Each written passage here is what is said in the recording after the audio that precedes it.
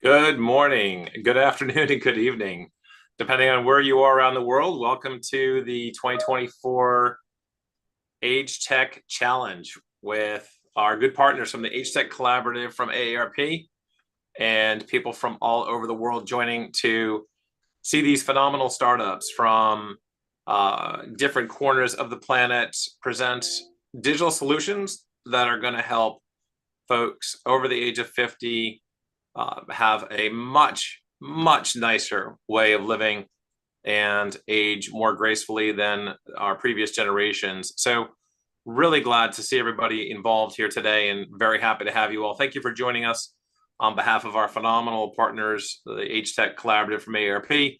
We are really glad to have you join us.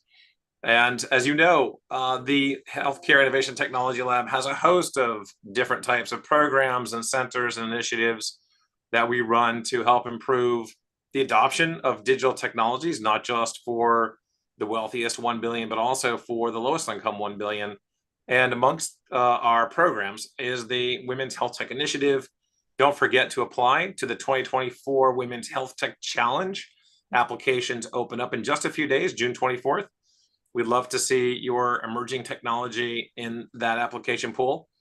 And if you're interested in helping accelerate the adoption of really good digital programs and platforms around the world, be a part of the Breakthrough Alliance. We'd love to have you join as a Breakthrough member, as a professional, as an executive, a global fellow, or as a board member. So again, contact us if you're interested in doing that. And then finally, we'd love to have you join us on our other programs that we host virtually and for free. Where there's also open chat so that you can network with people from around the world and various stakeholders. And the Digital Health Symposium is next week with Donato Tramuto, a multi-exit digital healthcare executive, Angie Kalux-Abrahami from California Blue, Klaus Suwalak from Johnson & Johnson, and Anika Deshpande from Alexion and AstraZeneca, and many others as well. It's a full agenda next Thursday from 11 a.m. to 2 p.m. Eastern. And then, of course, you all know our digital health evidence review that we do at the end of each semester called the HITLAB Innovator Summit. That will be at the Microsoft Tech Center, December 2, 3, and 4. Take a good look at that. We'd love to have you join if you can. Please click on the QR code and be a part of something really special at the end of next semester, again, December 2, 3, and 4. And so anyway, we are really appreciative to all of our amazing screening judges that participated in reviewing the over 100 applications from people all over the world who were applying to be a part of this today. And again, if you look at the judges here, you see just an extraordinary diversity from different healthcare ecosystem stakeholders, with people from different perspectives and different geographies. And again, thank you very much to all of our screening judges. And we also had a number of pitch coaches. These were the folks who helped our companies that will be presenting today actually participate in the process of getting ready to pitch. Many of the folks that you're going to see today are already very good at doing and making pitches, and they have extraordinary skills, including executive skills and emotional intelligence skills, and certainly communication skills. But having these pitch coaches, these individuals who volunteered their time to do this, was amazing. These were all veterans of the healthcare system, veterans in digital health, and veterans in investing. And they have a really strong grasp of what it takes to make an outstanding pitch. And so the quality pitches that you'll hear today will be very much due to the hours and hours of time that these folks spent with these companies. So again, thank you to our pitch coaches. And we're really proud to announce our finalists. Again, as someone who's been in digital health for over 30 years, these folks, Fibercheck, Chelsea, Pons, Sensoria, and Zerai, they have come to the forefront amongst the well over 100 finalists. And again, the folks at the Healthcare Innovation Technology Lab study over 150 companies in depth each year, and we monitor and we track over 10,000 digital health companies globally each year. And these 5 are some of the elite in age tech. And so we're really happy to have them a part of this finalist round. So again, congratulations to our finalists. The program today is amazing. Our team at the lab and AARP, HTech Collaborative from AARP put together an extraordinary program for you. And it's going to kick off with Amelia Hay, who is one of the biggest evangelists and thought leaders in HTech, and she is with the HTech Collaborative from AARP. And Amelia is the VP of Startup Programming and Investments at AARP Innovation Labs. She's going to kick it off with a keynote presentation, and then we're going to introduce to you all the judges, Glennis from NYU Biolabs, Tiffany from 7Wire Ventures, one of the biggest digital health venture funds in the world today, certainly one of the most influential, with the sale of Livongo for $18.2 billion to Teladoc, and then Yasmin as well from Village Core, another key digital health player in the ecosystem. And then after that, at 4:15, we're going to jump into the pitches from the finalists, and that will last for roughly an hour. You as the audience will have a chance to participate in these pitches and these judging. We're going to have a fan favorite, so we're hoping you'll be able to listen to these pitches and vote on which ones you like the most, and we'll have a fan favorite award as well. From 5:15 to 5:30, well, the judges will be going through, and they'll actually be working on coming up with the different places for the finalists. We'll actually have the post-pitch keynote presentation being made again by our own Andy Miller and Ken Honeycutt from AARP and from Samsung. And so we're looking forward to having them talk in a fireside chat format more about digital health and what they're seeing in the future of AgeTech there. And then from 5:30 to 5:45 to round off the day's ceremonies, we'll have the awards being presented and we'll have the closing remarks. And so that's really today's program. Again, if you have any questions or any comments or any ideas for this kind of a program in the future, message me on LinkedIn. You'll find me, the only Stan Kichnowski on LinkedIn. Message me on LinkedIn, and I would be happy to talk to you via LinkedIn about ideas that you have and any recommendations that you have.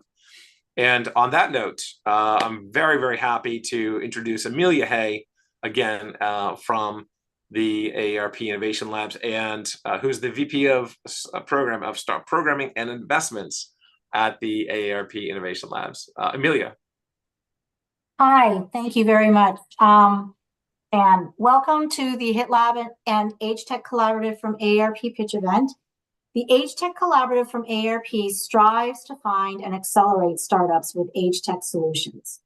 And aging in place solutions have a significant role in making aging easier for everyone. We started the ATC to establish an ecosystem that supports startups with AgeTech solutions. Today, we have a community of over 450 like-minded companies that are seeking innovative solutions in AgeTech.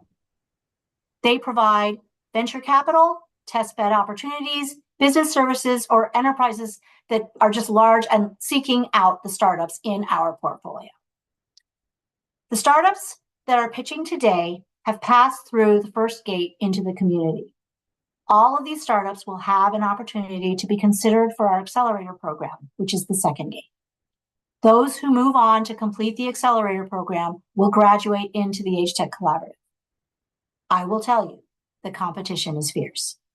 We just started the summer cohort with 14 startups representing only 11% of the applicant pool from their specific pitch events. So congratulations for making the first gate, and I'm very excited to hear you all pitch.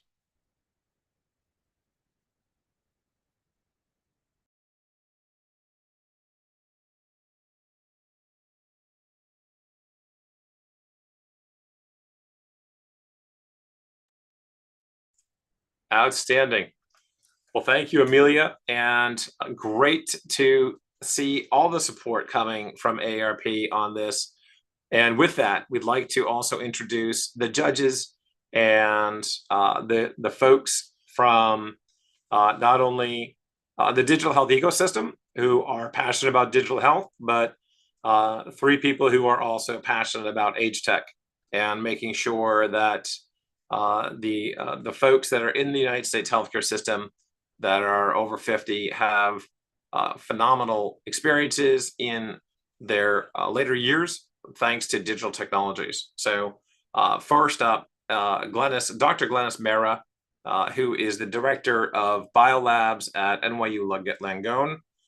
And second, Tiffany Yu from Seven Wires, one of the world's leading venture funds. Third judge is Yasmin Zara Shah, who is at Village Core Design Group for the next generation of digital technologies. So thank you, all three of you, for joining today. Thank you. It's fantastic. And, hey, thank you. Great to have you here today. And we're excited to carry on and start today's proceedings. And if you could maybe give a 1-minute introduction from each of you on your backgrounds. Dr. Mehra, we'll start with you.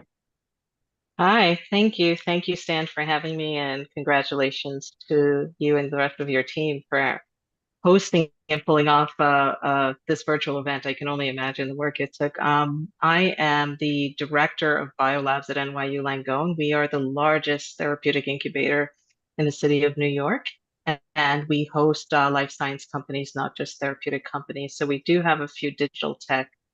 We basically provide resources and support services for companies between Series A and pre-seed, and essentially want to focus on making sure that the riskiest proposition get the support they need to get to impact. Prior to this role at NYU Langone and Biolabs, I was the director of a innovation group for Sprim Consulting. They're a boutique firm, and most of that work was enabling devices, also enabling digital tech and algorithm builds for disease interception. And most of that work was around helping large multinational companies actually acquire and find IP that could be leveraged for significant growth into the future. And we were looking at projecting out 5-10 years into the future in most cases. So very excited to be here. I'm a big fan of regenerative medicine. We're all heading that way, and looking forward to seeing the pitches. That's fantastic. Thank you, Glenys, for that terrific introduction. And on that as well, we'll move over to Yasmin. Yasmin, if you could do a similar introduction to yourself. Yes, thank you for having me, and I'm excited today. So I am also an angel investor with New Fund Venture Group, which is an AARP HTech collaborative venture fund. We fund anywhere from seed to Series A, and we have over 340 investors. And no matter what company is presenting, you will find an investor with a big Rolodex of contacts and industry knowledge. So we invest with smart money and when we select a company. So that's one thing. The second thing is my background is tech. I've been a principal with IBM. I ran a chief information operation networking group here in San Diego because I have been a CIO in the past and have a deep Rolodex of technology execs that are my contacts. And then the third thing, which is my passion, is aging. I have volunteered with 7 nonprofits over the last 20 years on their boards and helped kick off a few of them in the aging and caregiving space. Recently, I have written a book called Experienced Caregiver's Journey, which is loosely based on my own experiences as with my parents and those experiences of others that I have come across in my volunteer work. So it was a labor of love, and I am so excited to be here today because HTech is what I live and breathe. Both New Fund and Village Core, my nonprofit, which is focused on intergenerational connections, are part of AARP HTech Collaborative. That's wonderful. What a great story. Well, thank you, Yasmin, for that background. That really does lend a lot toward the credence and the credibility of what you're bringing today. And then finally, we have Tiffany Yu from 7Wire Ventures, again, one of the most successful venture funds in digital health over the last 10 years and based out of Chicago, very active in digital health and doing a lot of good work. Tiffany, again, if you could give a little bit of your background for our audience, that would be wonderful. Absolutely. And thank you so much, Stan. Really excited for this event. So thank you for inviting me. As folks probably know, I'm Tiffany Yu. I'm a principal with 7Wire Ventures. As Stan mentioned, we are early stage healthcare investors, so predominantly Series A and seed investors focused solely on digital health and tech-enabled service businesses. And our thesis is actually to invest in companies that help make the consumer experience better within healthcare. So anything that more patient centricity is the focus point is extremely attractive and interesting to us and our personal thesis within the space. Personally, my background is a decade in healthcare investing, a mix of venture investing, private equity investing, and most recently, prior to joining 7Wire, I was at Redesign Health, which is a venture studio incubation model, where I was on the team responsible for the ideation and launch of new healthcare companies, some of which were in the aging space, including a company in the dementia space. Amazing. A true veteran. That's fantastic, Tiffany. Thank you so much for joining us today. Thank you. All right. So audience, we are going directly into our pitches. And just to give you a little bit of background about the pitch process and how it's going to work, we are going to have about a pitch will last about 10 minutes. They're pre-recorded. We'll have about 5 minutes of live Q&A afterwards. So figure that will be about 15 total minutes for each presentation. And then the pitches will be in the order of FiberCheck, Sensoria, and then Kelsey and Scarf, and then Zuri rather, and then Pawns. So that's the order of the companies that have been randomly selected. And then we will go over to the judges while we're also getting a keynote at the end, toward the end, while the judges are judging. We'll have a keynote from another extraordinary group of people, really more of a keynote address, but also more of a fireside chat with Andy Miller from AARP and Ken Honeycutt from Samsung. So again, two phenomenal people. So anyway, on that note, let's go into our first pre-recorded pitch, and that it will be from Lars Greiton from FiberCheck. Go ahead, Lars. Just imagine, what if you could install an app that transforms your smartphone into a medical device to timely detect cardiac arrhythmias and prevent strokes from happening? That is exactly what we're doing at FiberCheck, and we're bringing seemingly simple but incredible sophisticated cardiovascular diagnostics to everyday devices. My name is Lars, CEO and co-founder of FiberCheck. For us, it all started back in 2014 when my father, who suffered a stroke due to undetected cardiac arrhythmia called atrial fibrillation, and he fortunately survived but underwent an intensive rehabilitation path. Atrial fibrillation, or AFib, is an irregular heart rhythm condition that can cause blood clots to get up to the brain, weakens the heart muscle over time, so you develop heart failure and increase your mortality rate with a threefold. There's a 1 out of 3 lifetime risk. It grows in prevalence with age. You're not always aware that you have it, and it's even more prevalent if you have other comorbidities such as hypertension and diabetes. There are today 200 million people who actually require ambulatory ECG testing to check for arrhythmias, but only 20% are being serviced, and 80% of those tests have no specific findings because arrhythmias can come and they can go. This results in a big waste of healthcare utilization, drives unnecessary costs up, increase in waiting lines, and reduces access to the much needed care and lowers the outcomes accordingly. This is exactly where FiberCheck comes into play. We're using commoditized devices that are already available in our pockets. We upgrade those devices with a piece of software, and if you have a smartphone, it's just as easy as putting your finger for only 1 minute on the camera of the phone. We get a PPG signal out of this that is sent to our regulated AI platform that has been trained on millions of data sets from more than 600,000 users and generates the best-in-class diagnostic result for this type of technology. Our results are aggregated in actionable reports, is available through an accessible portal, and can be seamlessly integrated into the electronic medical records. We are unlocking global market access. We're a fully regulated medical device in Europe. We've received last week FDA clearance in the US. We're capable of detecting up to 14 different arrhythmias. We have 5 blocking patents inside and outside of the US. We have the world's largest annotated PPG database from more than 16 million measurements. And we're using that data to develop new AI models for other cardiovascular conditions and are creating the ability to look into the future where we can predict certain events that will happen. We are compatible with over 17,000 different smartphone models and wearables, making us a very unique tool that brings us across the entire patient lifecycle. We guide unknown patients to the doctor, we aid doctors in finding problems they could not find before, and we provide diagnosed patients with remote monitoring solutions accordingly.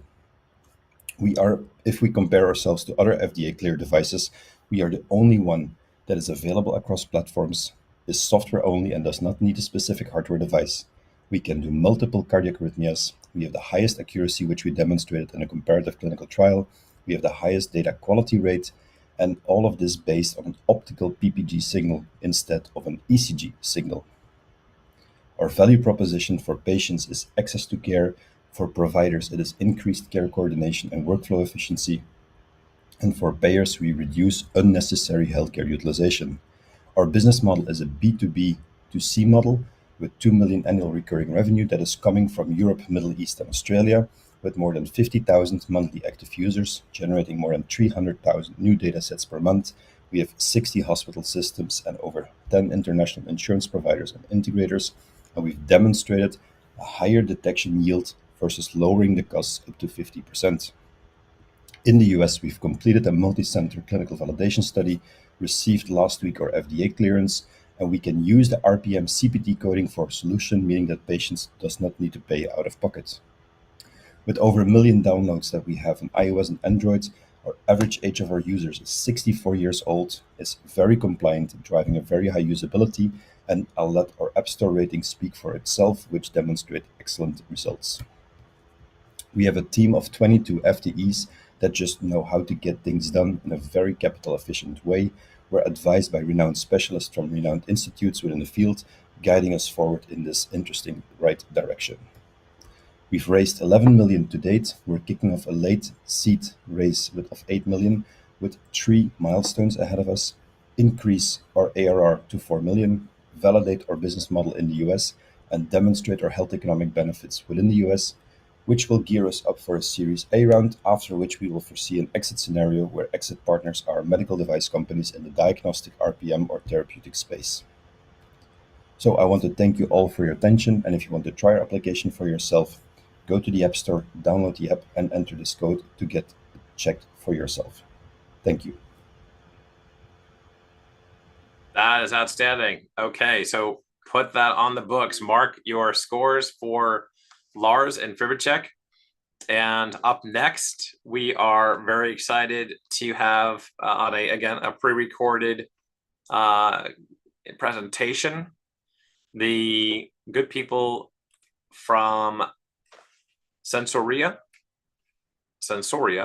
Davide, presenting on Sensoria. Sorry, Stan, we need to do Q&A first. Oh, right. Oh, we're doing Q&A in them. Okay, go ahead. So, Lars, good to see you, and thank you for joining. And so let's take some questions from the judges and with Lars. Go ahead. Who would like to go first?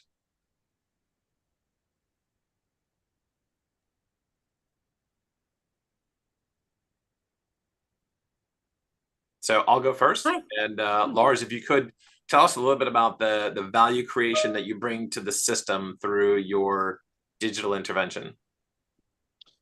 Well, it depends on which patient population you're looking at, but mainly it means access to care is the primary reason and the value that we deliver, because people have to wait a long time before they either see a physician or get the right diagnostic, and therefore it takes longer to get the right treatment. A lot of people don't know they have a problem, and therefore you're able to access and help all of them. So it really depends on which patient population you're angling, but it's providing value across that entire life cycle. What's rather interesting is that the elderly population, which is actually suffering more from this condition than the younger population, has now really access because the device is in their pockets already. They are the ones that have a smartphone. They don't have a wearable yet. So that means that you're able to address the needs in that population specifically. Okay, that's great. And then I know that Glennis has a question as well. Glennis? Yeah, I wanted to find out, how do you plan on winning the physician recommendation? You're a B2B2C, and I'm assuming the plan is to get the physician to prescribe or recommend, and then the patient will comply. But currently, physicians are incentivized for remote monitoring, and how are you incentivizing physicians beyond improving outcomes?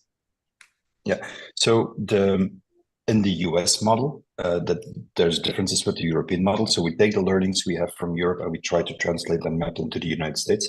The incentivization for physicians is that if you find patients with this problem, there are specific therapies and interventions that are driving their incentives to make this happen. So if you get a patient early diagnosed, there are treatments that benefit the outcome of the patient and incentivize the physician. That is one layer. The other one is there are RPM codes, there are CPT codes, and the value that we bring on top of that is that we're compatible with those. But since we're software, there's more margins to be taken because you reduce the healthcare utilization and the cost of the workforce on those layers. So those are two clear drivers that we see today, and those we plan now to validate with our go-to-market in the next weeks and months. That's great. Thank you, Glennis. And we have another question and from one of the judges as well. Go ahead. Hi, so Lars, thank you for your presentation, and I know situations that your solution would be very helpful.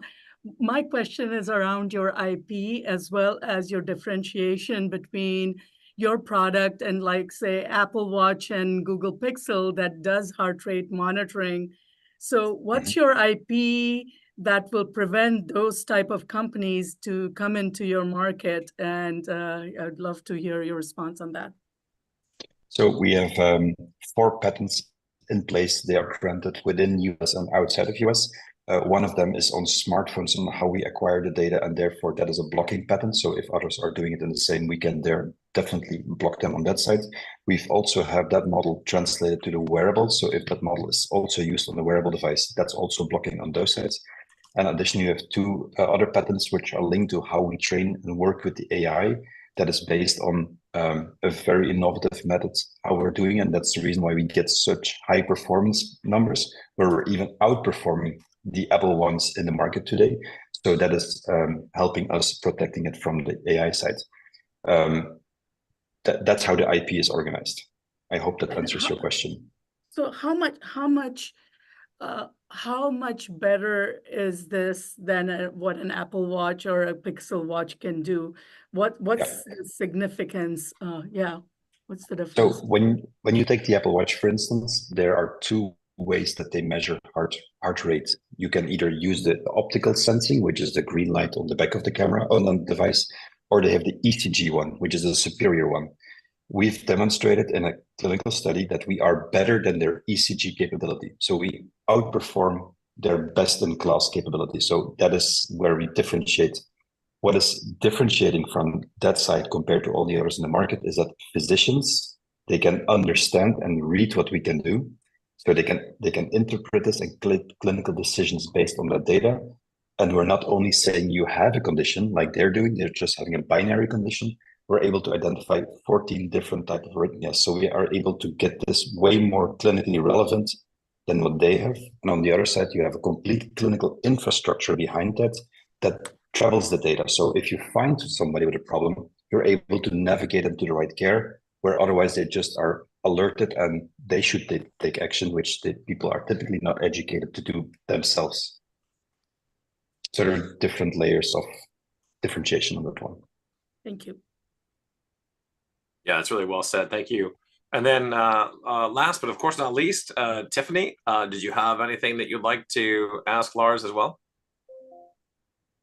Yes. Lars, can you talk a little bit about the provider burden, perhaps, or how you anticipate on making sure that the provider is not inundated with extra work based off of the great product that you're providing here?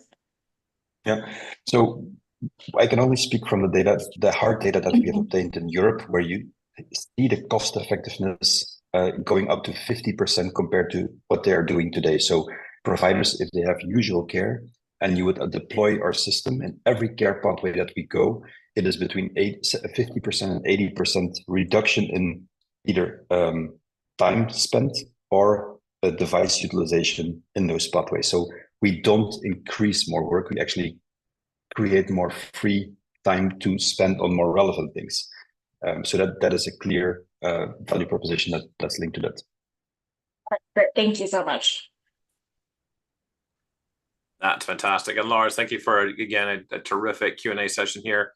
And on that note, we are moving to our next competitor and our next finalist, David Vignano from Sensoria, I have to get that right. And again, we have the pre-record and then we'll have the live Q&A first. And then first, let's get to Davide's pre-recorded pitch. It's Davide Vignano, and I'm co-founder and CEO of Sensoria. We're excited to be a finalist, and let me introduce you to our amazing team here. I don't have time to walk you through, but we're former Microsoft. We spent a combined 50 years of our lives, professional lives at Microsoft and Intel, and we're building a full platform powered by remote patient monitoring and AI technology to monitor patients at home. It's a truly wearable technology that can be embedded into garments and footwear. We built a full system, which is a cloud plus mobile software system, but we have also delivered patented hardware products, which are comprised of textile sensors and proprietary microelectronics. The solutions that we're building are related to solving real problems. There is a gap in the US, and not only in the US, related to the growing aging population and the available number of clinicians. In the year after the pandemic, 22,000 physical therapists resigned in this country, and the aging population continues to increase. The challenge in monitoring patients asynchronously and remotely is the lack of technology that allows a clinician to monitor gait impairments. We have built those solutions, and I will walk you through some of these examples. The opportunity is substantial, growing from $72 billion this year to over $207 billion in 2028. The solutions that we have delivered I'm trying to actually, in a concise way, summarize them here in a single slide for you. You can see that we can actually inject our sensing technology into whatever the patient decides to wear in the morning. We all wake up in the morning and take a shower and put our clothes on. We have smart socks, smart diabetic footwear. We have and can enable any type of knee brace to become smart. For people on a wheelchair, we can monitor pressure relief exercises all through mobile applications designed with behavioral science to encourage adherence and monitor quality of the rehabilitation for the patient. And then we built a full cloud architecture that allows a clinician to monitor each patient remotely. One example of our technology, as I mentioned, is our smart socks. They are comprised of 3 textile pressure sensors and a full 9-axis IMU. And as you can see, we can monitor range of center of pressure and balance, and all the primary gait metrics, cadence, time on the ground, the step time variability, and so forth. We have also worked with prestigious academic institutions, including the Michael J. Fox Foundation and Shepherd Center in Atlanta. And we're now monitoring both Parkinson's patients and MS, multiple sclerosis patients, successfully. We're working with some of the top pharmaceutical companies on their clinical trials. Another example of our technology is our smart boot for diabetic foot ulceration. In this country, every 20 seconds, there is an amputation related to diabetic foot. We have built a full system. You see here, the product is called Defender. And all of our sensing technology, all the mobile applications, and all the cloud infrastructure is Sensoria designed and built for them. So Defender is a OEM, a B2B partner for us. And as you can see, both USC Keck School of Medicine and the Baylor College of Medicine have published independent research studies validating that we are superior now to the gold standard. In Europe, we're working with the largest knee brace manufacturer in Southern Europe, in Switzerland, Germany, and Italy as well. And they're leveraging our technology to monitor rehabilitation of the knee. Both ACL reconstructions and total knee arthroplasty patients can be monitored from home using our Sensoria Core microelectronic device to monitor range of motion of the knee, but also self-reported patient data. You see some of our amazing partners and customers on this slide. And as you can see, we have already delivered an aging in place, truly wearable artificial intelligence platform. And we look forward to working with you all to make it available to more patients, both in the United States and worldwide. Thank you, and we look forward to your questions. All right, outstanding presentation, Davide. Thank you for that. And first up, we have a question from Glennis, who will lead the way on the questions for the judges. Hi, another one about the go-to-market model. So it seems like your focus are strategic partners, whether it be big pharma or OEM. What are your plans to go direct? And also, another question is specifically, what is it that your device is measuring? Is it pressure? Is it EEG? What's being measured? So let me answer your second question first. So we can measure anything and everything that a researcher or a clinician asks us to monitor. So in the case of the SOC, you're absolutely right. We monitor pressure, and we also have a 9-axis IMU at the ankle bone level. So we actually see the movement of the limb in space. So think about a post-stroke scenario as an example. You want to see the inside-out movement of the leg as an example. You want to see the foot landing of the foot on the ground. So depending on the scenario, we always monitor one thing: adherence. Patient compliance matters a lot. So we try to inject the sensors and simplify the experience both for the patient and the clinician. We all wear socks, shoes every day. So instead of asking the patient to change his or her behavior, we actually inject the sensors into whatever they decide to wear. Number two, the non-mission specific piece of electronics that you have seen on the sock and on the boot has 7 open channels. So we're now actually testing temperature sensor, humidity sensors, sweat composition sensors. So depending on the chronic condition and the scenario, we can collect this data without changing the PCB, the electronics, which of course allows us for scalability across multiple scenarios. As you know, it's very expensive to build a single solution. We think that the way to solve this issue is to build a platform with modular components from the textile sensors through the electronics all the way to the cloud.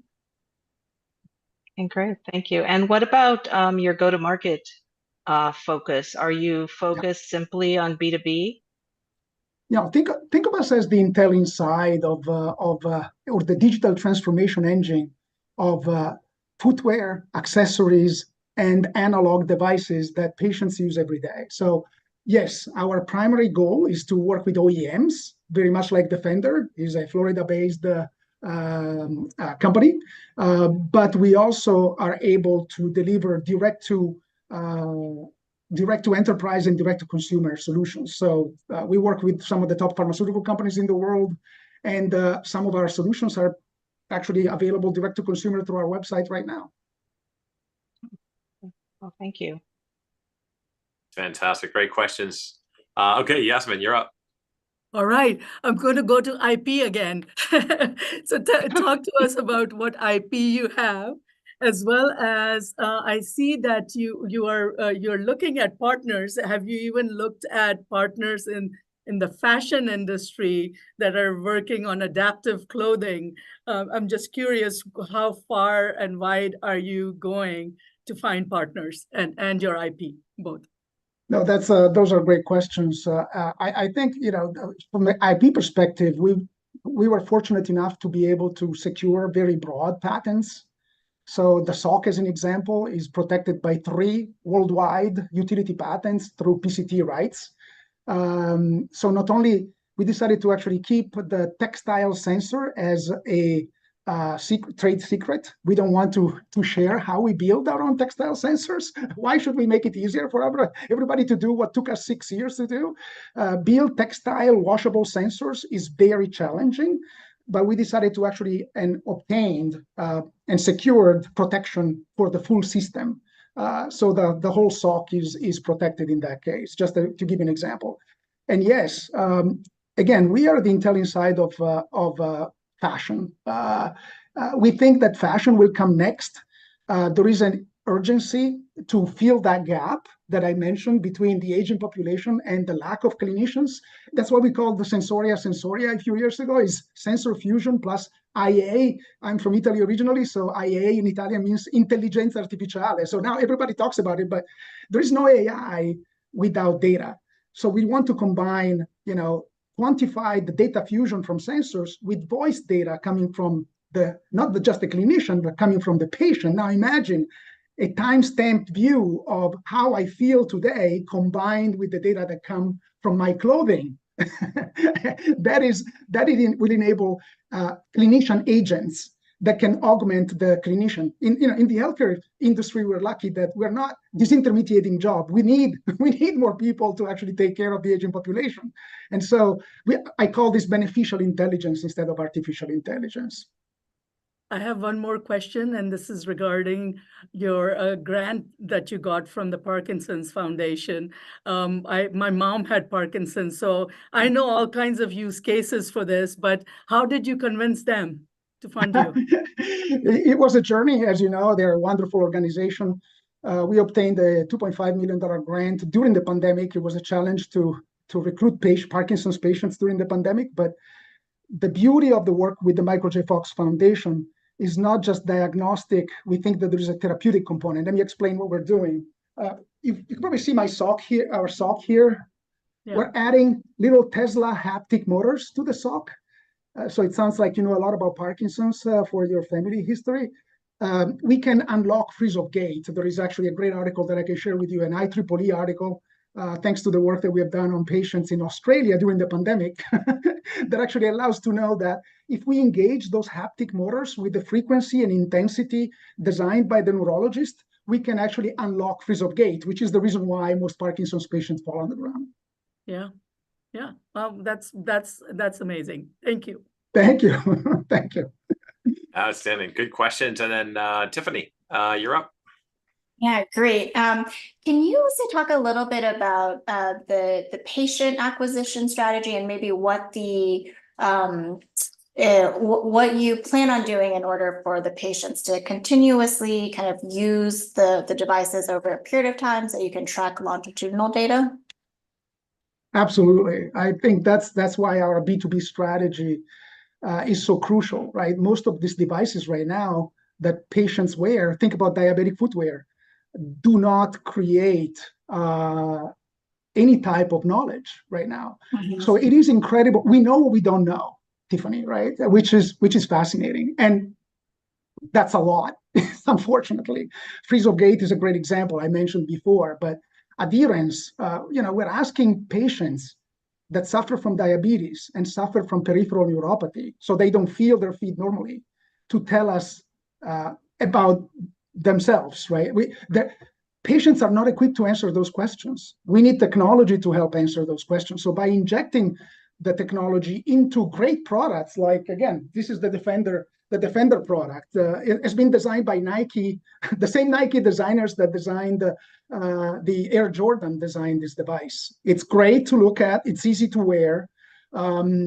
It's not a stigma, right, to be wearing this device compared to many other offloading devices in the market that look, quite frankly, less than great.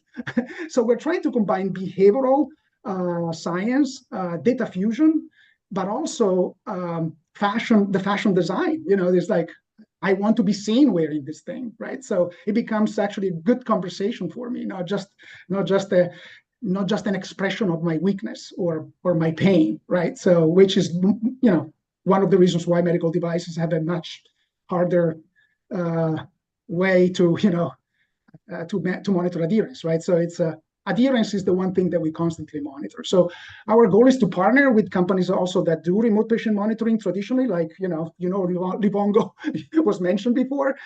Why are we just monitoring traditional medical devices when we can also monitor and create novel data sets like gait? The science of locomotion was, it was defined in the mid 1600s. It's called the sixth vital sign, and we still don't have a medical device to collect degradation of gait for neurology patients. Why? Fantastic. Well, thank you again, Davide, for a great presentation and wonderful, wonderful product. Next up, we have the good people from Celsi and Max Wider, and a pre-recorded pitch will happen right now. Good afternoon. My name is Max Wieder. I'm the CEO and co-founder of Celsi, the automated hands-free cooking solution for seniors. Right now, 90% of adults over 65 want to remain at home. Now, most of this is due to the cost of assisted living facilities or nursing homes, which go for $5,000, $10,000, even more. But staying at home has its own risks, mostly time, cost, and health and safety. And if you narrow that to the cooking side, physical and cognitive limitations of cooking, following recipes, grocery store travel, which is own risks, and unhealthy alternatives to going grocery shopping or cooking on yourselves are also a concern.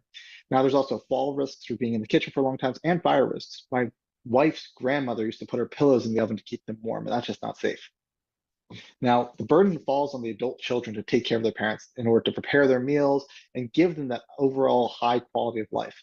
My co-founder's family was spending an hour driving each way to take care of his grandfather, and that was just not sustainable to do that every single day. So enter Celsi. It's a completely remote end-to-end cooking solution that has both a freezer and an oven all in one, where you can load multiple meals and then from your phone select any of those meals to start cooking. That means you can, from anywhere in the world, start a meal. There's no grocery shopping as they're delivered to your door. They're delicious, healthy meals that are pre-programmed as if the chef is cooking for you, and a very simple user interface. And let me show you how. So here you can see, you just load a meal in. And as you do it, it beeps, a light turns on, and on the app, pop, there it is. At this point, I'm going to show you me cooking it now. I just tap it, and then I hit cook now. And the device does the rest. I'm going to speed this up, but the whole transfer process takes about a minute. The freezer opens internally. The meal is delidded from any shelf. The device knows what shelf it's on. Pops into the oven where it does convection, conduction, air frying. And we can do breakfast, lunch, dessert, dinner, snacks, anything that can cook in an oven. So now you can go from, hey, mom, did you eat today? To, hey, mom, how was breakfast? And you know they're eating it because the device will send you a notification that the meal is actually taken out of the oven. So we're starting with senior care, which is 62 million people. It's a 1.1 billion market in the food service side of the house, growing double digits. Our beachhead within senior care is the single adults, either recently widowed or by choice, and that's roughly a third of these people. Our goal is a 1% market penetration of 200,000 users over the first year, and we have additional markets that we're going to also try to enter over time that are focused more on the B2B side of the house. So we are the only fully IoT hands-free cooking solution for seniors. Now, there's Sous Vide and Tovala. Those are other smart appliances, but they're more like a traditional appliance with a vertically oriented food program. And then there's your more traditional delivery services like Cuisine Solutions or Home Chef, as well as Meals on Wheels, Silver Diner, things of that nature. But because we don't make the food, as we are the carrier food, all those competitors on the previous slide are potential synergistic partners that we can add to the list of partners that we've already started talking to that said they want to come on board. Like Keurig, we have a standardized tray so anyone can put their food in it. And then we have an online marketplace of all these different partners where meals are delivered to your door. And with all this automation comes automated meal tracking. And as I've said before, the chef who makes that meal programs how it cooks. So you're getting it a high quality meal for that senior as if that chef was in the kitchen cooking for them. So the meals themselves are $12 on average, and a lot of them are already covered by medical insurance. And the device is going to be $350 if you sign up for a 6-month subscription of 15 meals per month. But we're also looking at getting the device covered by medical insurance as we show quality of life increase. As I said, we're targeting 200,000 users over 3 years, which would make us profitable as our recurring revenue from the meal sales grows from 17% to 22% of our overall revenue. This is me and my team. My co-founder and I have been working for 25 plus years in engineering, hardware, software, as well as project management. We have 4 engineering degrees from Hopkins. We have an extended team with over 100 plus years of experience. 2 of them I pulled out of retirement, as well as a very large advisory board covering the full spectrum of manufacturing, hardware, food logistics, branding, as well as other partner accelerators that we've worked with over the years. And I say years because we've been at this for 6 years, bootstrapping our R&D, filing patents, raising awareness, really building the iterations of the hardware. Because unlike software, you only get one shot of pushing hardware out there. So we actually just last month ran our first beta unit through our production line in preparation for upcoming beta launch. We're raising 1.5 million to fulfill that beta launch, which is building 100 units, which will also fulfill our pre-sold out beta experience. The users in that beta experience actually validate the customer segment that we're going after, which further validates the 1,500 people that we've interviewed over the years to really figure out all the key functionality that we had to build in. So please join us as we help enable independence, save money, save time for better health and better outcomes. Thank you. That is a great tagline. Well done, Max. And thank you for a terrific pitch. And up first for the judges will be a question from Yasmin. Hi, Max. This is wonderful. I love your tagline. I looked at your website. That looks really, really nice as well. Here's my question, though. What would you say to a critic that would say, all you're doing is you're solving the issue of moving the meal from the freezer to the oven? That's the time that you are really truly saving, because it is a frozen meal. It's not a fresh meal. So talk to me a little bit about that. And then the second question is around, have you really secured a Meals on Wheels relationship or a relationship with insurance companies that you were talking about? How far along are you in those discussions? Yeah, so I'll start with the first one. So because we're a completely hands-off device that can be remotely started, we're not just saving the time of the process of taking it out of the freezer and putting it in the oven. We're saving the time of going, preheating the oven, and the actual cook time, because from your bed or from someone else's phone, you can schedule a meal to be ready at a certain time in the future. Preheating the oven takes 15 minutes, and some meals take 2 to 3 hours to cook, especially if the chef who wants a good quality meal. A lot of people say about why can't I just throw it in the microwave, but it's again about quality. When you put something in the microwave, you're getting hot spots, cold spots. You can never get crispy. And then oven, it's a time commitment. And going back to the ultimate risks of fall risk, standing there, transferring it, dropping the hot meal. There's also a lot of energy waste if you're going after a single meal to preheat a full-size oven and then cook a single-serve meal in there. It's a lot of commitment. And then going back to the monitoring side of the house, that's very dependent on that senior doing that by themselves on their own. And there's no information to their children, to their healthcare provider that they're actually doing it. And with our device, I can start the meal for my grandparent, and then I can get a notification that they took it out of the oven. Also, when I started, I can call them and say, your meal's going to be ready in 2 hours and 30 minutes. So that's kind of that side of the house. On the food side of the house for partnerships, I had some over there. We don't have partnerships with the big brands. A lot of the big brands that we've talked to want to see us in the market, showing validating the usage of this. So we have a lot of smaller food companies, relatively size, that go through licensing agreements to a single co-packer to distribute that.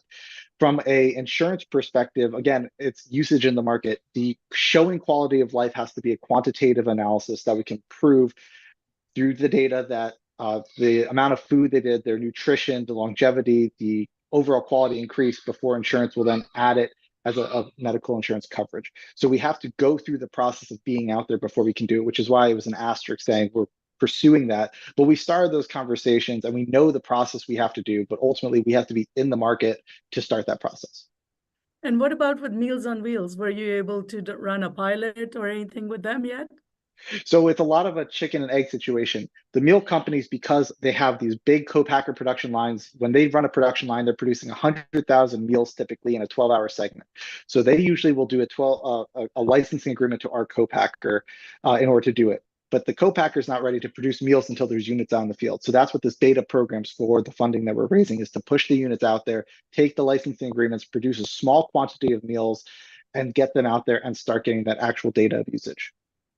I think you've kind of answered my question, but Meals on Wheels is the nonprofit I was talking about. But Yeah, I think you're still working on those relationships. Thank you so much. with that specific provider, correct? Yes, thank you. Fantastic. Okay, Glennis.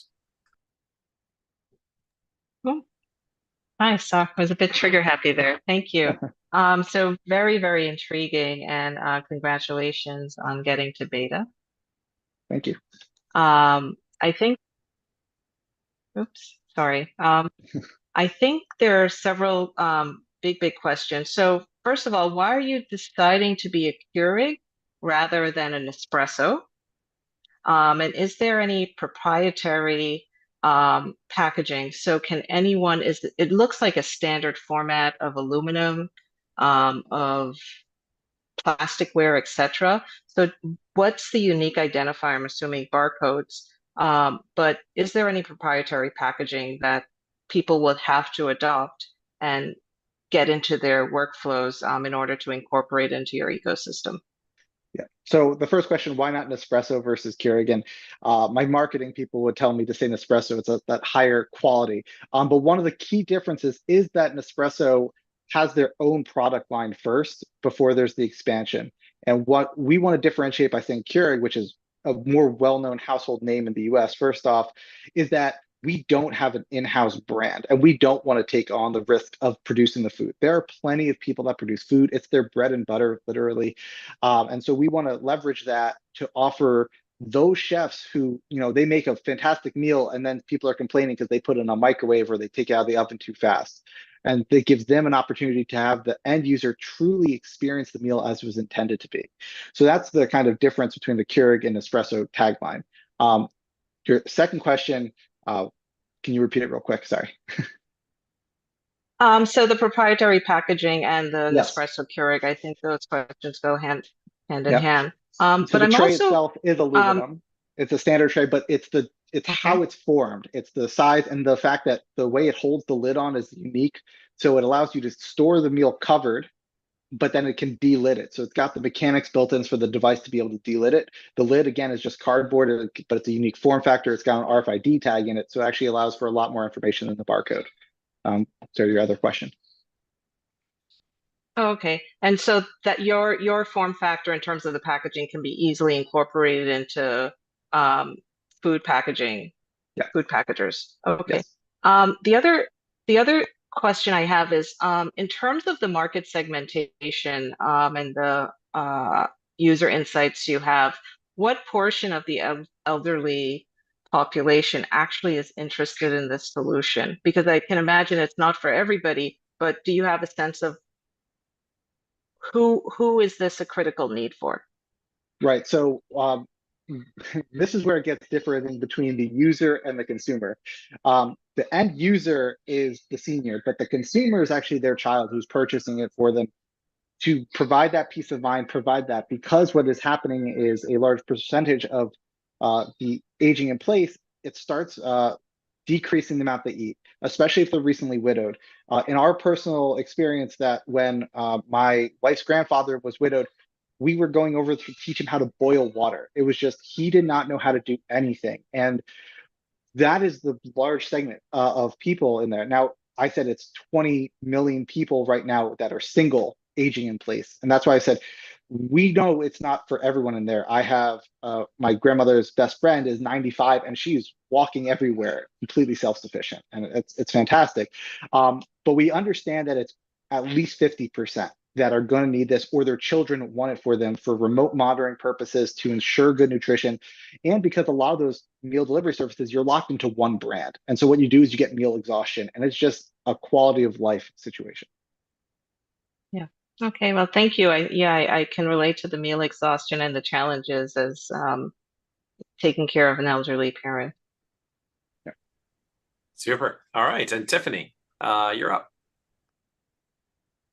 Just very quickly, Max, are you also thinking about having some partnerships where people will help sign on these elderly folks for these benefits? Just because I feel like those types of partnerships will also help you gain some traction too. Yeah, so we've actually been talking with a number of traveling nurse agencies that provide that service where they're coming to the house and providing at-home coverage. And one of the things that is always difficult is when it comes to eating, you have to eat every day. So then you start getting this need of care every single day. While talking to them, they can offer this as an opportunity to decrease the amount of physical coverage having to be there. They can bring a large number of meals loaded up and cover them for 2-3 days, depending on their usage amount. And that would decrease the cost, which allows them to get more business. So it allows them to get the foot in the door, while the cost is more so on the food side than taking their pills. They're not forgetful. They're not needing the physical assistance as much, but it's more so for that care. And so we've been talking to them, and so they would help push this out the door as an option for helping reduce the cost of the actual service. Thanks. No problem. All right, thank you all for the questions. No, this is great. Thank you very much, Max. Well done and greatly appreciated. And for the audience, next up is Dan Scarf, and we are very excited to have Dan pitch on his company, and we're going to the pre-record now. I'm Dan Scarf, CEO and founder at X-Ray. I spent 20 years building what would become the world's largest Microsoft partner. We grew that company to over 600 people and over $100 million of turnover before selling to Cognizant in the summer of 2020 for over $300 million. Whilst I was serving my prison term, I'm in completing my retention agreement. I was back in the UK with my granddad, who, like many 96-year-olds, had lost almost all of his hearing, sitting surrounded with his family, but unable to engage in the conversation. I had this epiphany about why can't we combine real-time subtitles with augmented reality to create live subtitles? And so X-Ray was born. Of course, my granddad is not alone. Over 1.5 billion people live with some form of hearing loss. And unfortunately, by 2050, that's projected to grow to 2.5 billion people. But of course, hearing loss is just one barrier to communication. Only 18% of the world's population speak English. Imagine we had an ability to bridge that communication gulf.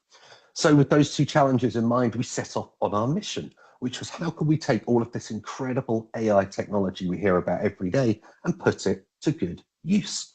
And we were humbled by the response that we received with national TV news coverage in almost every country in the world.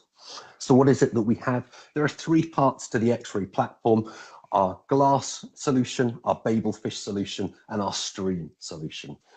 So let's start with X-Ray glass. Imagine now that we've got access to the world's best transcription engines, and we can now suddenly get incredible levels of accuracy in conversations, which happen all of the time with friends and family. Now suddenly those conversations can be captured and understood.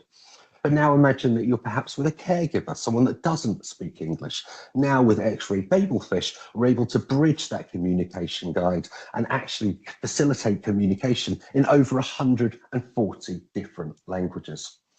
But looking at your phone is not the best experience. So much of communication is non-facial expressions. It's the frown, the smile. So we partnered with all of the world's leading augmented reality glass manufacturers to make sure that our software works seamlessly with all of them. But unfortunately, with that flexibility comes confusion. And our users told us that what they really wanted was an all-in-one device made by us, purpose-built for X-Ray glass. So I'm delighted to announce that literally today, we have unveiled the X-Ray AR1, an all-in-one solution using some of the latest and greatest technology with our software built natively into it for the first time. We think there's a huge market for this. If you look just at the US, 30 million potential customers, assuming 10% of those would be able to afford it, that's 3 million people, and assuming we could only hit 5% of them, that's 150,000 users who's spending $750 a year is over $100 million of revenue. The translation market is arguably even bigger, with perhaps every citizen as a potential customer. Assuming only 10% would be prepared to pay for it, and assuming only 1% of them with us, that's still 300,000 users and nearly $75 million of revenue. We're seeing explosive growth with nearly 20,000 users from almost every country in the entire world. We have extensive defensible IP. We've invested millions of dollars creating this application. It works on any operating system. It works on any AI provider. It works on any device. We think this ability to work with everyone, this agnosticity, is actually what really sets us apart in the market. We have competition, of course, because we do so many things. From a captioned glass perspective, we compete with organizations like Xander. We believe that our glasses are lighter weight, they're full color, they're a much superior experience. We compete with free, of course. Our partners are also our competitors, but we believe that our myopic focus on data security will hold us in good stead with some consumers and certainly with our enterprise customers. From an events perspective with Stream, we compete with organizations like Interprify, but we're able to significantly undercut them on cost. There are extensive abilities for us to continue to innovate. We're really excited about having other people pay for this technology. How can we work with insurance companies and governments to get this technology subsidized? There's huge amounts that we can do to help the neurodiverse. Imagine that we could compress the number of words that people were reading by 50% to help people to be able to understand that information more effectively. And some of these new glasses have cameras on them, which unlock all kinds of other exciting things we can do, such as automated lip reading for better speaker identification. So with that buzz there, my time with you is up, but I'm really honored that you would invite us here as a finalist, and I'm looking forward to your questions. That's fantastic. And Dan is here live with us as well to take questions. And Glennis is up first. Glennis. Oh, thank you. Really, really intriguing. So one of the challenges with the older population is that there's sensory impairment along many lines. So it's not just auditory. Sometimes it's accompanied by sight and a host of other issues. So with the glasses, how do you correct for people who have multiple impairments? So are they reading glasses and you're overlaying an existing prescription? So as part of the checkout experience, you select if you want prescription inserts. You then just upload your prescription. There's a set of lenses that get sent out directly to you. Those lenses just clip onto the inside of the glasses, and then you can use them as if they were your normal glasses. So the text gets displayed about 1.5 meters in front of you. So they tend to be long distance lenses rather than reading lenses they put into them, but it can vary from person to person. Okay. And in terms of the processing data and the cost associated with delivering this in real time around the world, is that built into your model? Yes, absolutely. So our subscription licensing cost covers, the costs that we incur from the hyperscalers to provide those services. So yes, that is an all-in-one cost to the user. Okay. And latency, have you done measurements on that? It's less than 1 second, probably closer to half a second from audio to text. So it's almost real time. You can't tell any difference really. It's quite incredible. Okay, great. Thanks. Fantastic. And looks like Yasmin's on camera. Yasmin, you're up. Yes. So can you talk a little bit about the Google Glasses and others that are kind of doing some sort of this work, and a little bit more about your competition, and elaborate a little bit more on your IP, why they won't be able to infringe on and do exactly what you're doing?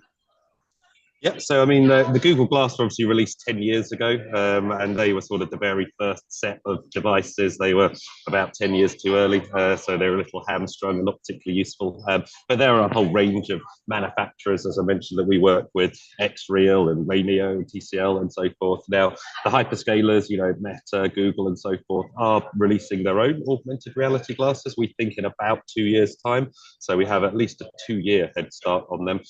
Also, we welcome them. The fact that we sell our own glasses, we also partner with other manufacturers. So when Google release their glasses, you'll be able to run our X-ray software on them as well. So we welcome as many glasses as possible, really. How do we stop them competing with us? I mean, in a way, we don't. These solutions will come. Google will make some of what we make available for free. As I said, we compete with free. And we are focused on those consumers that don't want their conversations being used to advertise to them, which is, we hope, a number of consumers, but also enterprises. I mean, there is no way that an enterprise will use some free thing from Google. They would much rather pay, and in fact, our software supports deployment into their own clouds. So it doesn't even run in our environment. It's all completely locked away, nice and secure. So our main barrier to entry is just speed to market, quality of execution. Okay, and just for your use case that you started off with your grandfather and having a conversation at a party, how well does your software do with ambient noises? And if your grandfather is looking at you, then is it mostly concentrating? Is it easy for it to concentrate on what you're saying, or your sister, who might be sitting on his right, is also talking? How well does it do with that transcription? So with the background noise, phenomenally well. I was demoing this. I'm actually at a conference right now. I'm at Augmented World Expo, where we are live transcribing 9 stages right now. So hopefully it doesn't go wrong whilst I'm here. But we were at a venue last night. I could barely hear the person talk. It was so loud. Yet the glasses were able to capture absolutely perfectly what they were saying. They have highly directional microphones on them, so they will only capture audio from a kind of 20-degree cone in front of you. So they are remarkably effective. Thank you. Fantastic. All right, Tiffany. Great, thanks so much, Dan. Can you talk a little bit about right now, is it primarily kind of out-of-pocket pay? I'm assuming this is not reimbursed yet. Correct, yes. And one of the things that we're obviously keen on is finding somebody else to pay for this. We're only 2 years old as a company. I mean, these glasses only launched 72 hours ago. So we're very, very early in the cycle. But we are confident because of the quality of improvement of life that we can bring, that we should be able to get some or all of the costs of this funded by somebody. Oh, that's great. And do you have a sense for maybe what metrics or what you need to show an improvement in order to get the reimbursement over time?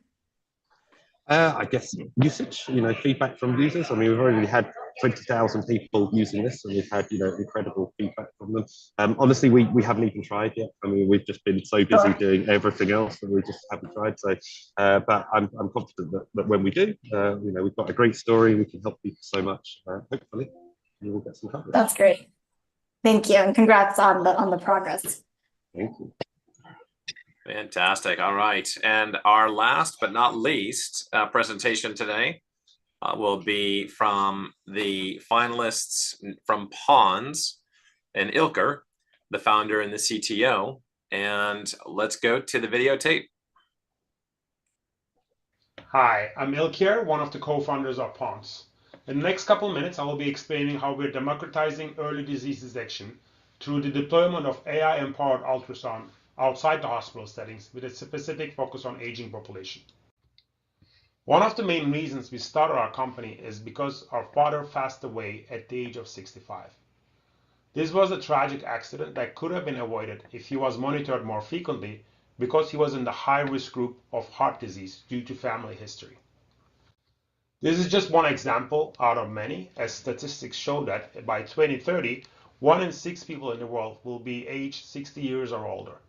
And more than 85% of this aging population will have minimum 1 chronic condition. Some of the challenges in healthcare for aging populations include in rural areas, access to imaging is limited and expensive, and there is lack of healthcare professionals that can provide high quality care. 77% of adults over the age of 50 prefer to age in place, which means they require healthcare solutions to come to their homes. And most importantly, frequent monitoring of high-risk individuals outside the hospitals is not available. These are the exact challenges we're trying to address as Pons by converting any mobile ultrasound with AI into a powerful, high-quality data source. We're deploying our imaging solutions and making it available as part of hospital home services and mobile healthcare teams, as well as deploying our imaging pod solutions, which can be seen on the right-hand side inside pharmacies and retail centers and walk-in clinics. Our strength lies in our software solutions, which are device agnostics. Our AI-driven navigation technology, which is the first GPS technology for ultrasound, allows untrained healthcare professionals, such as nurses, pharmacists, or caregivers, to collect clinically acceptable ultrasound data outside the hospital settings. Our patented image enhancement technology makes invisible early-stage disease tissue changes visible, and provides 10 times more improved resolution and 10 times more images from a single image. Our AI-driven tissue characterization solutions provide for the first time how early-stage diseases look and advance. Our initial focus area is on breast cancer, and we're further diversifying and increasing the data set size that we're collecting through our generative AI solutions.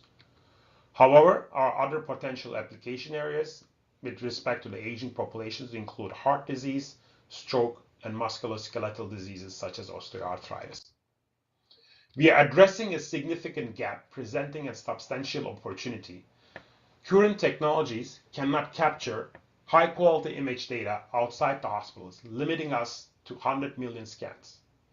By bridging this gap, we aim to gather 500 million ultrasound scans, establishing the first disease progression database and a substantial imaging resource that is generating a tremendous opportunity.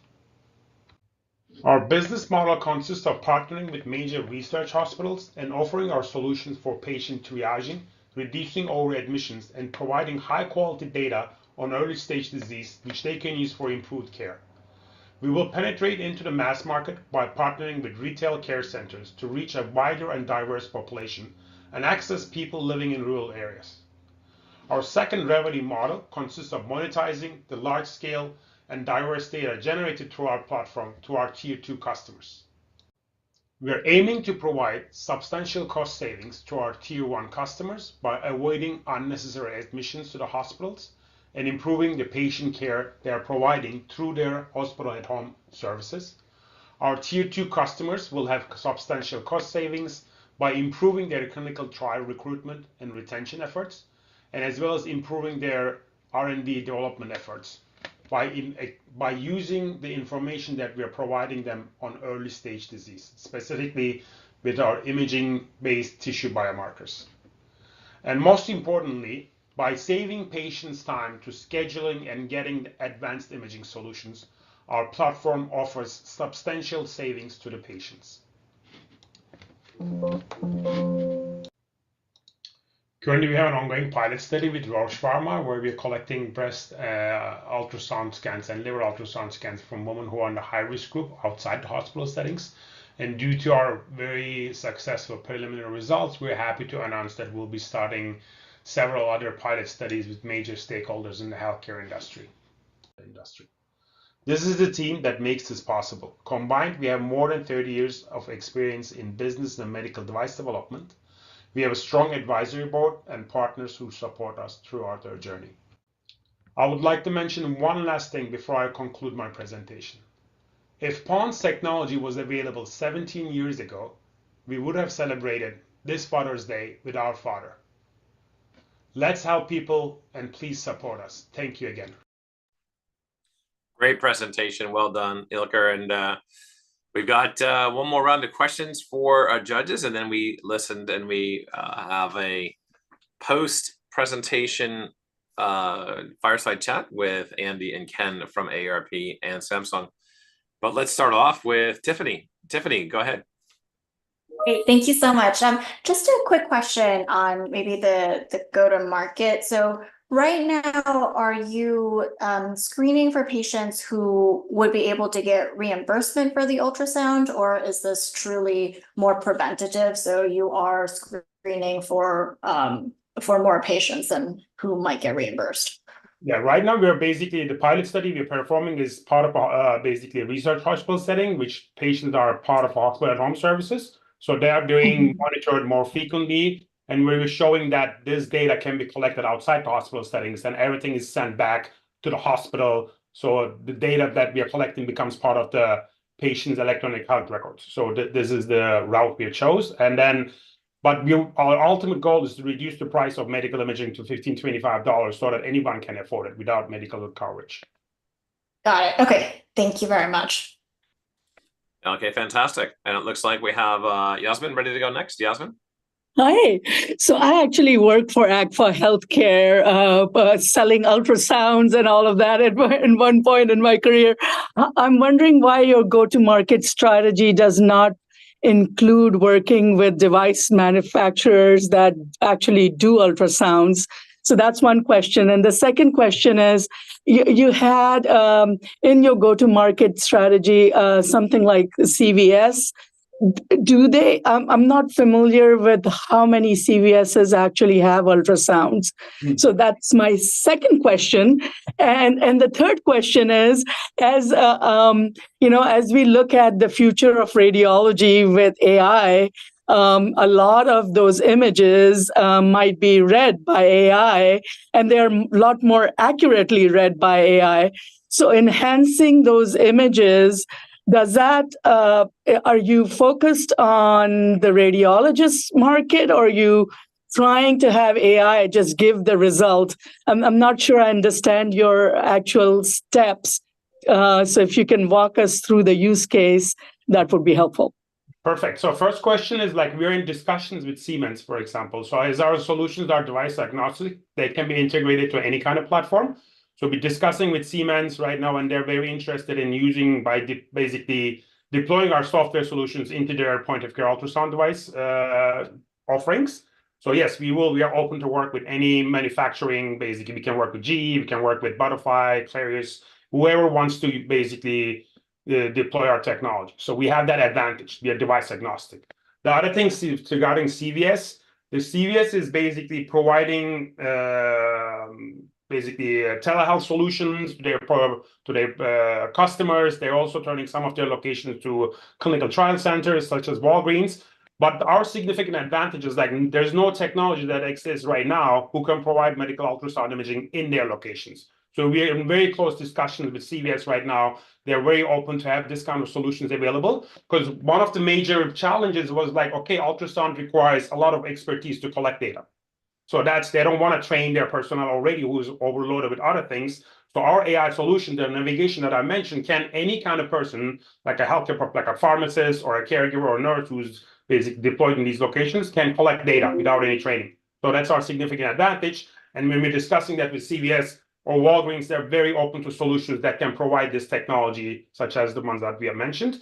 And regarding ultrasound, so what we're doing is, like, ultrasound is a very great imaging modality, real-time imaging, non-invasive. But one of the significant disadvantages of ultrasound is, like, imaging early stage disease is very problematic. And because of that reasons, all of the competitions that I showed in our slide, they don't really enter the early stage imaging field. They usually try to segment anatomy from ultrasound scans, which is a much, much easier problem, and then try to do measurements and then provide that information back to the clinicians or radiologists. What we're trying is basically, for the first time, our patented enhancement improves the visibility of early stage disease, and our AI solutions can provide additional information. But what we're doing is, we are not doing diagnostics. We're collecting the data, providing the information, enhanced results, sending everything back to the doctors. The radiologists can look at the collected data, they can look at the enhanced images, they can look at the AI disease likelihood index score, and then basically decide what they do. If something that was not on the scan, let's say 3 months ago, at that stage, they can say, look, this tissue was not there, or a tumor or nodule, come back to the hospital, we can diagnose you. And our platform also allows patient triaging, which all the research hospitals are very, very interested in that. They don't want, basically, they're mentioning that not everybody has to be at the hospital. We want to basically provide care outside hospital settings. And if you can provide us patient triaging solutions, we would love to have that available to us. And that triaging can be used also for radiologists. When they go back to their offices next day, only the high-risk patients will be shown to them through our platform. So if I go to CVS after your agreement is done, somebody there can do the ultrasound. Yes. Do I get to see the results on some app, or does it go directly just to my provider? It directly goes to your provider, but it becomes part of your electronic health records. And then you get contacted to the provider if they see something that wasn't there visible. Okay, thank you. Ease of access to medical imaging. It's like, we've spoken with many, especially on the breast cancer imaging side, like, it's very challenging to leave your daily life, family life, to go to the hospital, come back. Like, pharmacies exist everywhere, and especially, and the other thing is, in the rural areas, we can access more underrepresented communities and then minority groups as well. Fantastic. Great questions. All right, Glennis. Yeah, great. Thank you. Really, really intriguing and potentially impactful. So several questions. So in terms of liability, with any diagnostic tool, usually a major economic consideration is the liability, and that's for the device manufacturer, for the technician executing, the physician actually making the diagnosis. So have you done any studies to look at your false positive, false negative rate? I'm assuming with greater resolution and amplification by your AI platform, there'll be more things seen, but would physicians know how to interpret those? Yeah, that's a fantastic question as well. So our GPS technology has more than 90% accuracy. And then again, we're not doing it in diagnostics. All the data is sent back to the hospitals, the clinically. Basically, doing data collection, the AI identifies, oh, this is the clinically correct location. I'm collecting, hold still. Once the data collection is finished, everything is sent back to the hospital. The radiologist can log onto the system. They look at the data. And then they look at the image enhancement results. They look at the disease likelihood index. So we have done several studies using our basically platform. We're achieving more than 90% accuracy in disease identification. We have done qualitative results. We have shown original ultrasound data to the radiologists and oncologists, our enhancement results, and then basically we want them to rate it, right? Like rate it from 1 to 10. Is the quality better or worse? We have, again, achieving more than 90%, more than 60% in image quality improvement. They're very interested in that because, as I mentioned, one of the main challenges in ultrasound, early stage disease identification is very, very challenging. We are the only technology that is providing them. And again, in terms of liability questions, we don't do any diagnostics. Everything is, the diagnostics will always be done at the hospitals. We're providing them a platform that can monitor high-risk groups more frequently, get the data, and if they see something that wasn't there 3 months ago, at that point, they can intervene, and then call the patient back to the hospital, get a mammography scan, MRI scan, CT scan, or a biopsy, where they will definitely do diagnostics inside the hospital settings. Okay, got you. Now, for the other component of the patient experience, often patients are sitting there having a scan. They have to wait for a physician or a technician to look and see if the images are okay, and then they come back sometimes and request additional images. So how are you fitting into that type of workflow if most of the actual execution of the scans are taking place remotely? Would there be a suite of people in the background? And also, are you collecting, just want to be mindful of time, are you collecting information about the ultimate diagnosis? So are you requiring that from your clients to get the pathology reports and add that to make your system more robust? Yes, that will be a basically additional loop that will come back from the hospital, right? Because that will be done at the hospital level. So we are hoping that by combining our imaging solutions or imaging data that we're providing and tissue biomarkers with their biopsy results or additional tests they do, we can further improve the AI, but that will be implemented inside the hospital settings. We won't have access to that, or we will have access, but then the software solutions will be implemented at the hospital. And then in terms of patient experience, as I shown the imaging parts, like it will be a totally enclosed environment.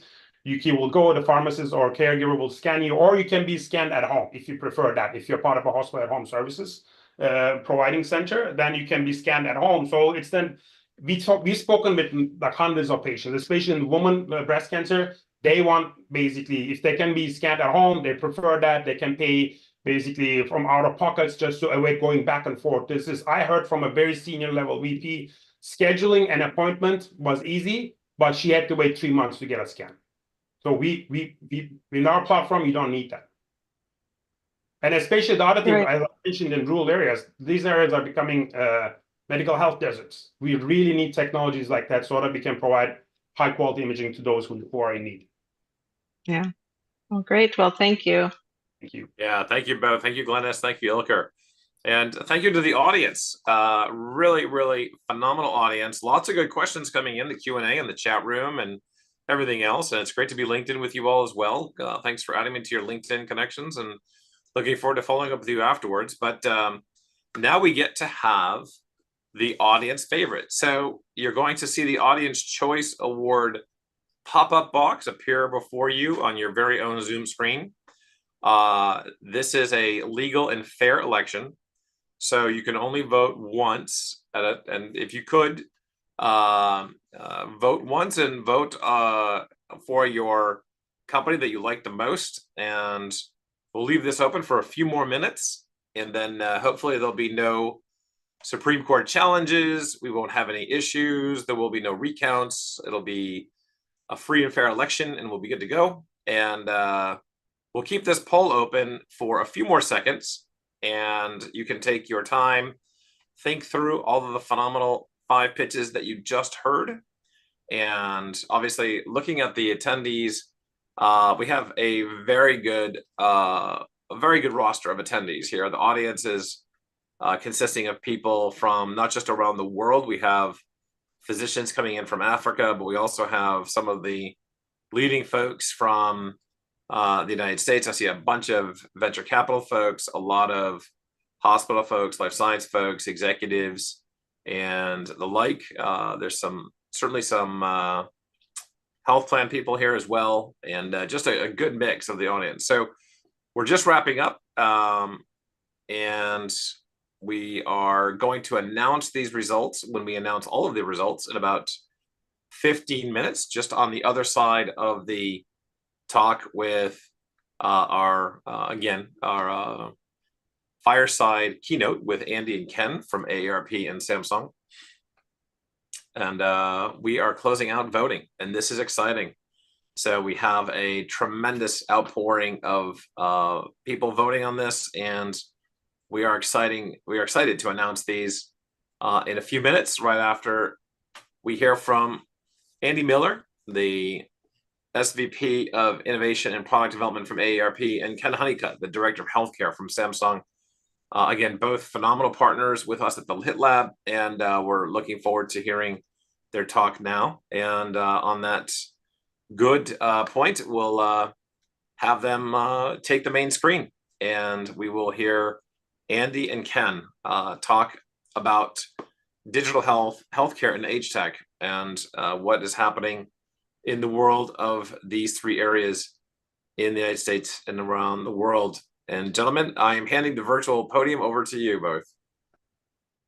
Thank you, Stan, and good to be here, everyone. I caught the last 3 pitches. They were great, and really excited to have all you here.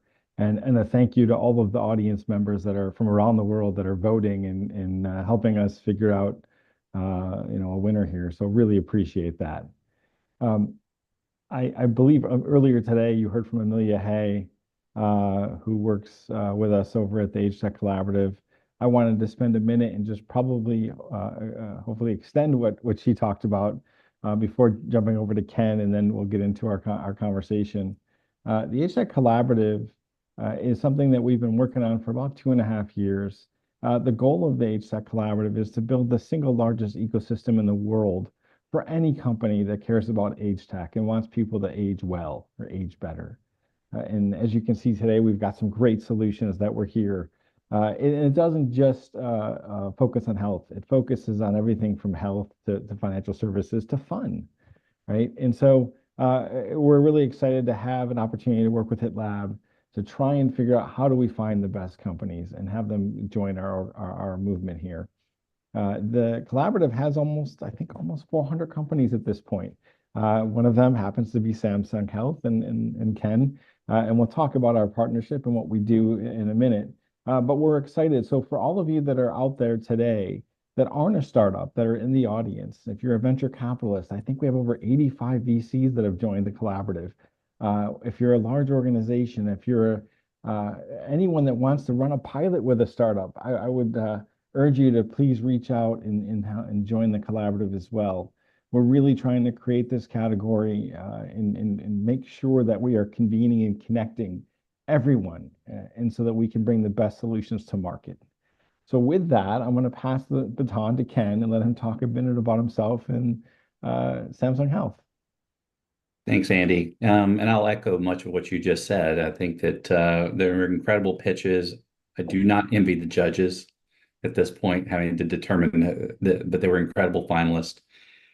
It's also an exciting time to be partnered with AgeTech Collaborative and with HITLAB. It's also a fantastic time in the industry, specifically because I think that we're seeing a new generation of smart home technology, living and connected home, aging in place products and services. And my job at Samsung Health specifically, is to help find places for these products to land and be able to promote them out to the broader population.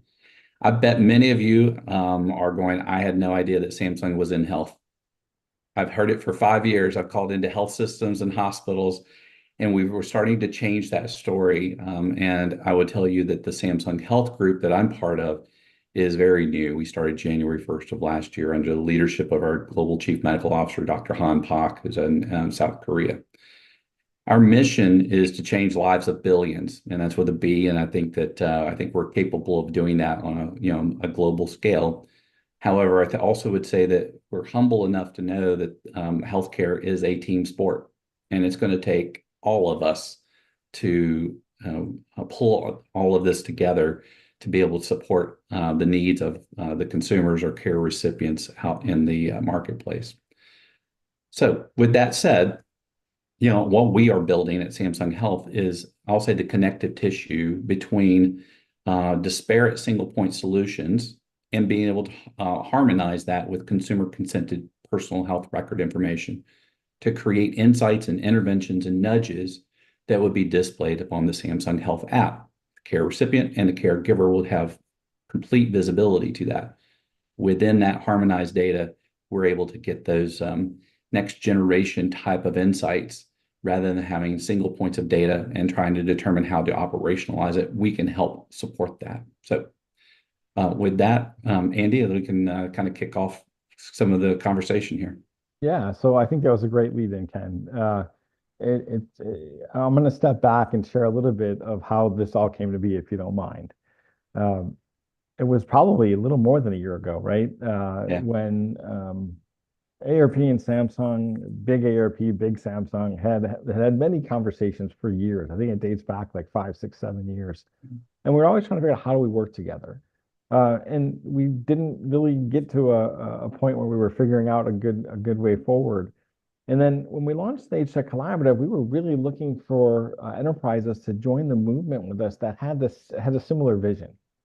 And so I said to one of our contacts internally, I said, hey, can you get me back in touch with Samsung? I think there's something here.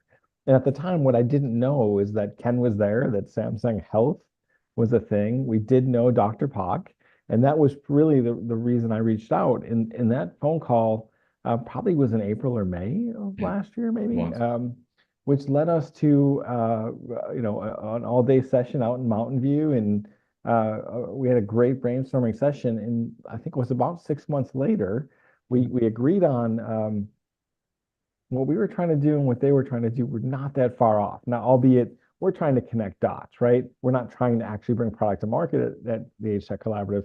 Well, Ken's connecting dots and bringing a product to market vis-a-vis his solution. And so I think it was, about 6 months later, we showed up at CES in a pretty big way. For those that don't know, AARP and the HITLAB Collaborative last year were the single largest exhibitor on the Venetian side of CES. And we happened to talk to Samsung about a year ago again around, hey, could we do something really interesting? Could we create a house with about 400 square feet? Yeah. Right. And it was like, let's see, let's build this house. Let's figure out how can we sort of start to showcase, because the general sort of thesis that we share is that while there's a lot of really great solutions, and we heard a lot of really great solutions today, the thing that's missing is the connection of all of the data. We see thousands and thousands of point solutions all the time, and in and of themselves, they're great. But imagine the power, the contextual intelligence you can gather. And so that's what, Ken, I'd love for you to share a bit about like our conversation, what that led to, how Samsung Health is really embracing this and moving forward, and a little bit maybe of how you see the relationship from your perspective, going back a year till where we are today.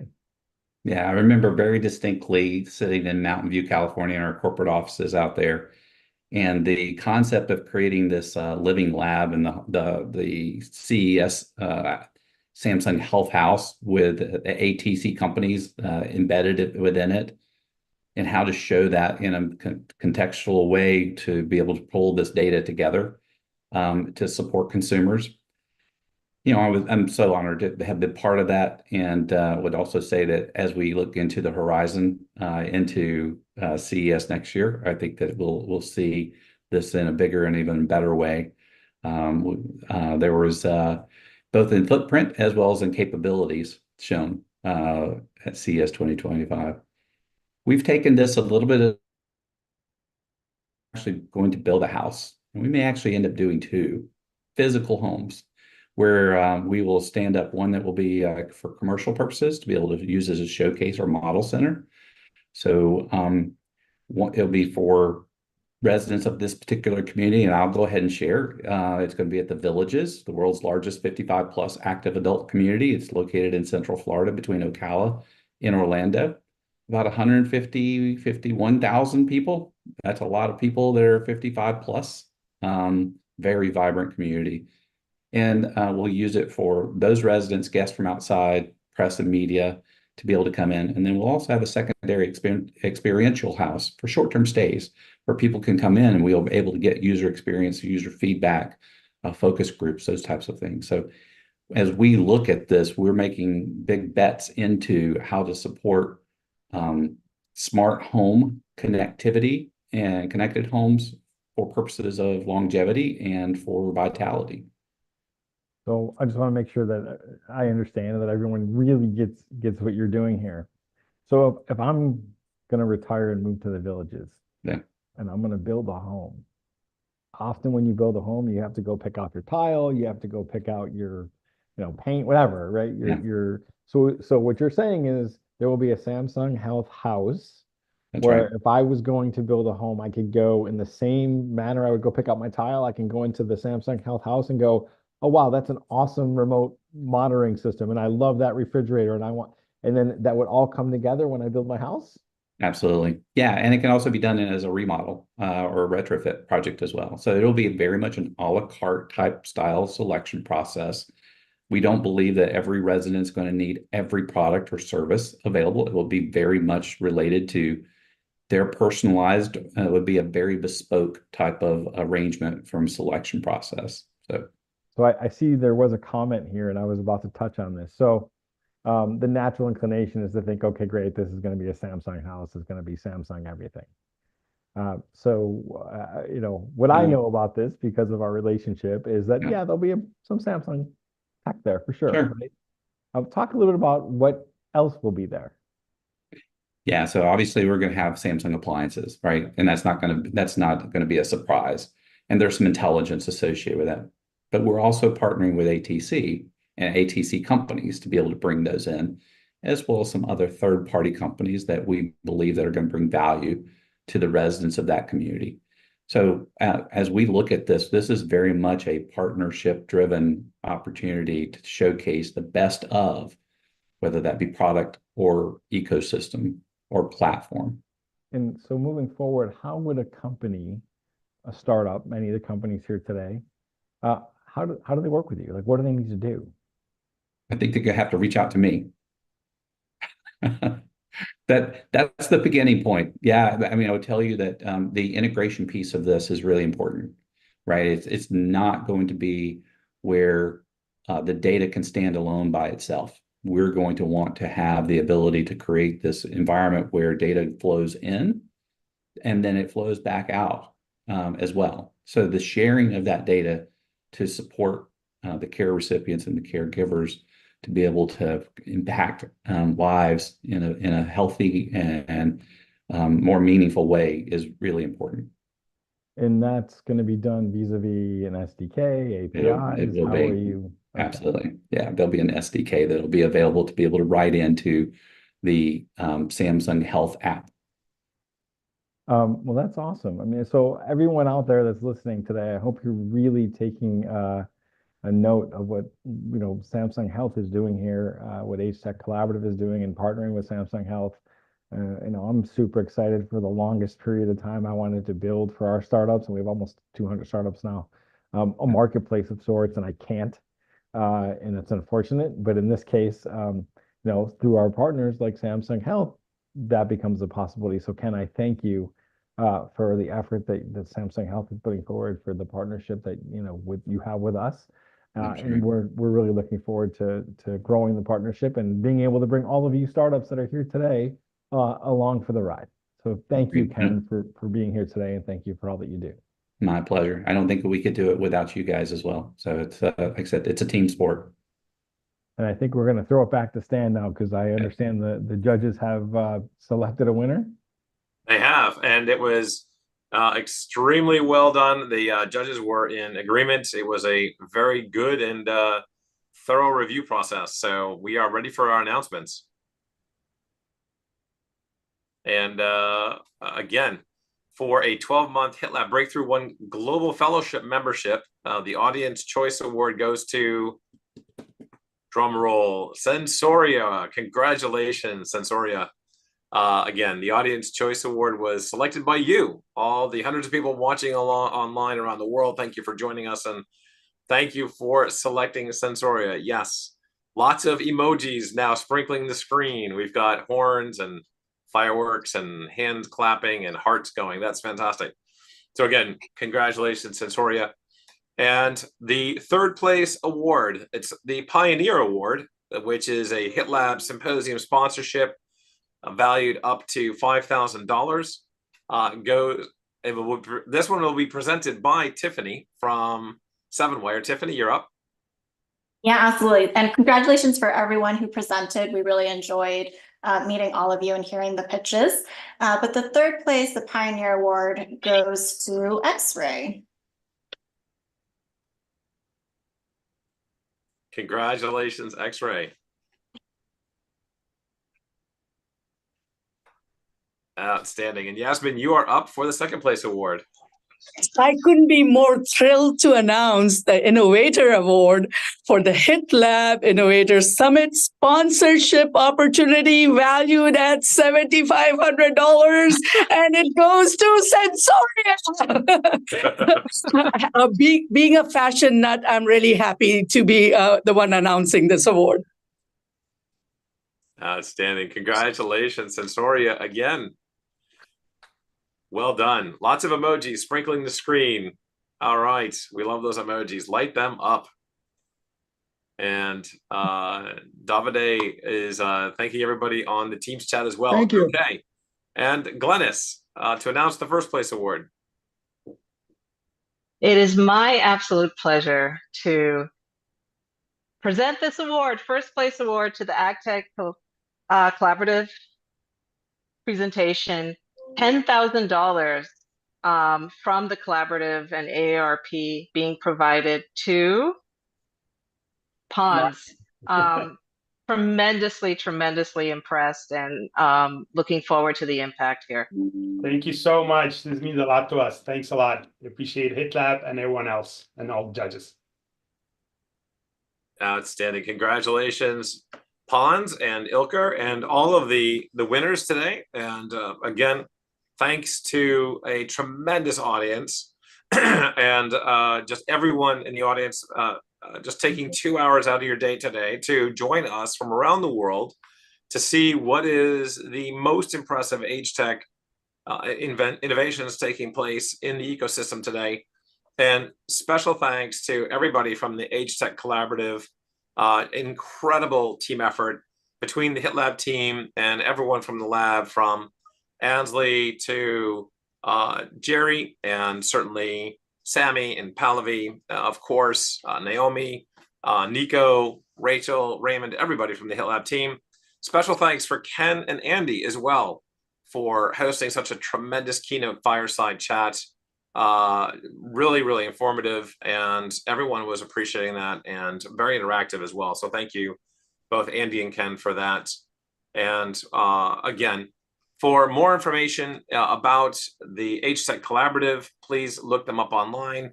If you want to partner with anyone from HITLAB, obviously contact me on LinkedIn, or feel free to email me as well at swk16@hitlab.org.